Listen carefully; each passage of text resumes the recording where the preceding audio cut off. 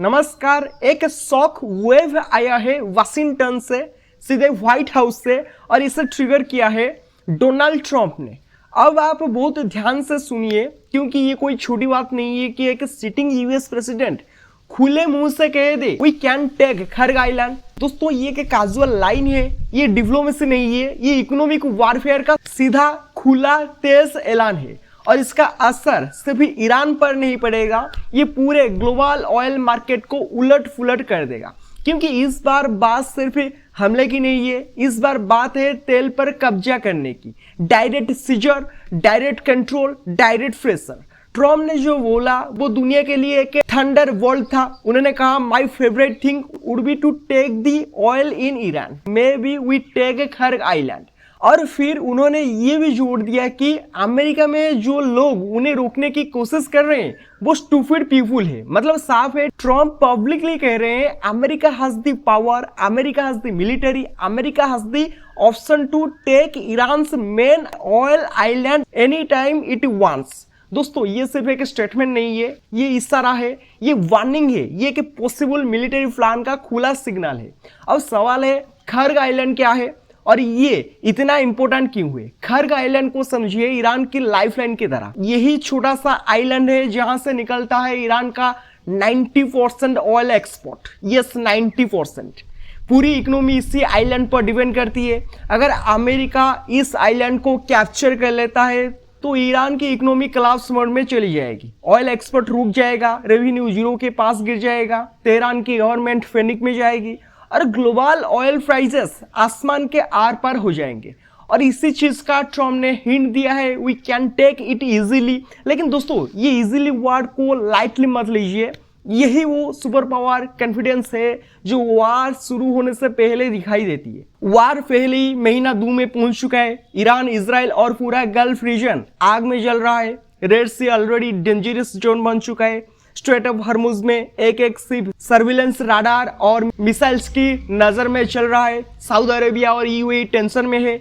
और इससे high voltage माहौल में ट्रम्प कहते हैं we have 3000 targets left, we have bombed 13,000 targets already. ये लाइन खुद बताती है कि अमेरिका फुल वार मोड में है। ये वार सिर्फ मिसाइल्स और ड्रोन्स वाली नहीं रहने वाली, पेंटागन ऑफ ग्राउंड ऑपरेशन की तरफ बढ़ रहा है। वाशिंगटन पोस्ट ने कंफर्म किया कि pentagon weeks long ground combat के लिए प्रिपेयर कर रहा है।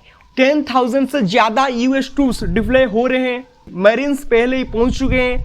82nd एयरबोर्न डिवीजन रास्ते में है। नेवल बैटल ग्रुप्स पोजीशन ले रहे हैं। ये सब कोई शो नहीं है, ये एक टारगेटेड प्लान के लिए मिलिट्री बिल्डअप है। और जिस लैंड कैप्चर को एक्सपर्ट्स फास्ट टारगेट बता रहे हैं वो है खर्ग आइलैंड, लेकिन रिस्क बहुत बड़ा है। मिलिट्री एक्सपर्ट्स ने साफ चेतावनी दी है कि खर्ग को सीज करना इतना इजी नहीं होगा जितना ट्रम्प बोल रहे हैं। ईरान ने पिछले कुछ हफ्तों में आइलैंड को फुली मिलिट्री फोर्ट्रेस बना दिया है।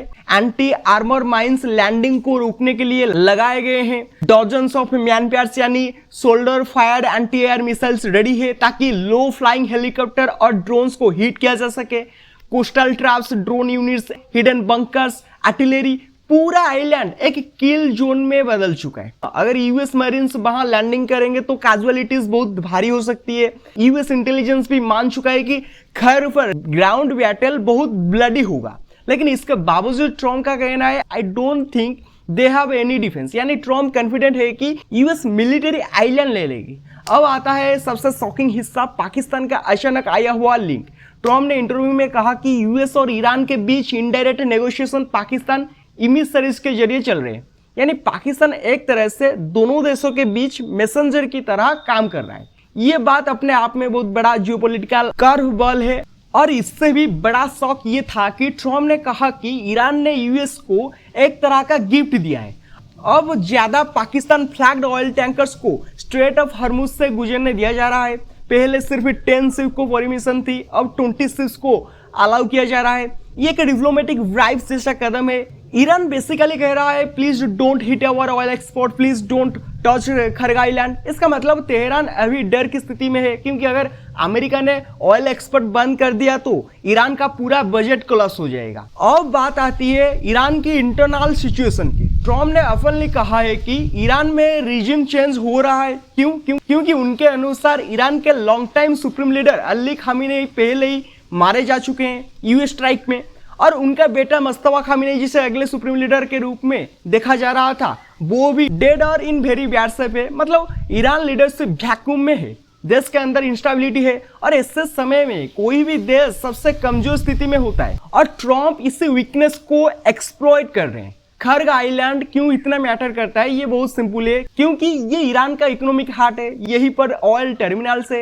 यहीं पर मेन पाइपलाइंस टर्मिनेट होती है, यहीं से ऑयल टैंकर्स दुनिया की तरफ जाते हैं। अगर ये गिर गया तो ईरान पावरलेस हो जाएगा, और ट्रम्प ओपनली चाहते हैं कि ईरान की ऑयल इकोनॉमी अमेरिका के हाथ में आ जाए। सिंपल वर्ड्स में take the oil, control Iran, end war, so US power, win election. यही ट्रम्प की ग्रैंड स्ट्रेटेजी दिखती है। ईरान ने भी चुप नहीं बैठा। पिछले 3 हफ्तों में खर्ग आइलैंड को एक फुल्ली मिलिट्री फोर्ट्रेस में बदल दिया गया है। न्यू एंटीशिप मिसाइल्स इंस्टॉल्ड हुए हैं, new anti air guided missiles लाए गए हैं, ड्रोन यूनिट्स एक्टिव है। मतलब यूएस अगर अटैक करेगा तो इसका मतलब होगा बहुत बड़ा ब्लॉडशेड। ट्रम्प ने एक और स्क्रेचेस कही, अप्रैल 6 डेडलाइन। वो कहते हैं if Iran does not agree by April 6 we will strike their energy infrastructure. अरे एनर्जी इंफ्रास्ट्रक्चर का मतलब सिर्फ ऑयल वेल्स नहीं है, इसमें शामिल है खर्ग आइलैंड, पाइपलाइन, स्टोरेज फैसिलिटीज। अगर ये सब हिट हो गया तो दुनिया में सबसे बड़ा ऑयल शॉक आएगा। पहले ही रेड सी क्राइसिस ने दुनिया को हिला दिया है, शिपिंग प्राइसेस बढ़ चुकी है, इंश्योरेंस कॉस्ट स्काई हाई है, हरमुज में भी केओस है, और अगर खर्ग आइलैंड भी फल हो गया तो ग्लोबल इकोनॉमी को लिटरल हार्ट अटैक लग जाएगा। अब सवाल ये इंडिया के लिए इतना डेंजरस क्यों है? सिंपल, इंडिया दुनिया का 3rd लार्जेस्ट ऑयल इंपोर्टर है, और इसका 60% ऑयल गल्फ से आता है। अगर गल्फ रीजन जल गया, ईरान का ऑयल बंद हो गया, हरमुज ब्लॉक हो गया, यूएस ईरान वार फुल स्केल पर चला गया, तो इंडिया में पेट्रोल डीजल की कीमतें एक्सप्लोड कर जाएंगी। ट्रम्प का असली लक्ष्य क्या है? वो तेल क्यों लेना चाहते हैं? इसका सीधा जवाब है मनी, पावर और प्रेशर। अगर अमेरिका ईरानियन ऑयल सिस्टम को पकड़ लेता है, खासकर खर्ग आइलैंड जैसे स्ट्रैटेजिक हब को, तो इसका मतलब है ईरान के आर्थिक रीढ़ तोड़ना, अपने सैन्य ऑपरेशन को ऑयल रेवेन्यू से फंड करना, यूएस ऑयल प्राइसेस को नीचे रखना, ग्लोबल मार्केट में मोनोपोली बढ़ाना, और पूरे मिडिल ईस्ट पर अपनी पकड़ मजबूत करना। इससे एक और हिडन फायदा मिलेगा, इंडिया, चाइना, यूरोप जैसे बड़े पावर भी यूएस के सप्लाई रूट्स पर निर्भर हो जाएंगे। ये सिर्फ ईरान को टारगेट करना नहीं है, ये पूरी दुनिया पर एक नया कंट्रोल सिस्टम स्थापित करने का गेम है। अगर यूएस वास्तव में खर्ग आइलैंड ले लेता है तो उसके परिणाम विनाशकारी होंगे। ईरान की 90% ऑयल एक्सपोर्ट क्षमता खत्म, इकोनॉमिक क्रैश, मिडिल ईस्ट में नया war, China furious, India helpless position में, और तेल की कीमतें आसमान छूती हुई। ईरान डेस्परेशन में Israel, UAE, Saudi Arabia, Qatar जैसे अमेरिकी पार्टनर्स पर इनडायरेक्ट अटैक्स बढ़ा सकता है। आगे दुनिया 3 रास्तों में से किसी एक पर जाएगी। या तो ट्रम्प और ईरान नेगोशिएशन कर लेंगे, हरमुज खुलेगा, ऑयल सेफ रहेगा, ट्रूप्स लौटेंगे, या फिर एक कंट्रोल्ड वार होगा और यूएस कुछ लिमिटेड स्ट्राइक्स करेगा, ईरान कुछ रिटेलिएशन देगा, लेकिन दोनों फुल वार अवॉइड करेंगे। या फिर सबसे खतरनाक रास्ता खर्ग ऑपरेशन, यूएस ट्रूप्स लैंड करेंगे, ईरान मुकाबला करेगा, हरमुज माइंड होगा, ऑयल प्राइसेस एक्सप्लोड होंगे, और ग्लोबल इकोनॉमी फ्रीज हो जाएगी। दोस्तों, ये कहानी सिर्फ ऑयल की नहीं है, ये ग्लोबल ऑर्डर की कहानी है, ये पावर और सर्वाइवल की कहानी है। ये सिर्फ अमेरिका या ईरान की नहीं, इंडिया सहित पूरी दुनिया की। ट्रम्प की एक line, we could take the oil, Middle East को आग में झोंक सकती है।